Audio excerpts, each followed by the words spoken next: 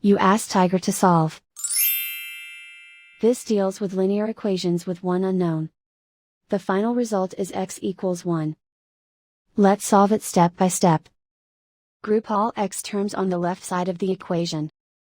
Subtract 6x from both sides. Group like terms.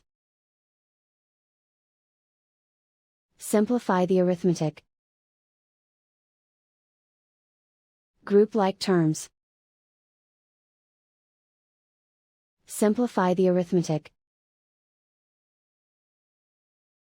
Group all constants on the right side of the equation. Subtract 6 from both sides. Simplify the arithmetic.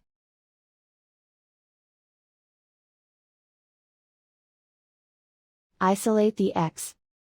Divide both sides by -4. Cancel out the negatives. Simplify the fraction.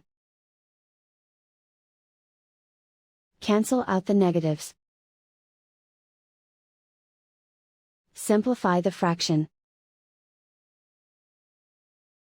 And so the final result is x equals 1.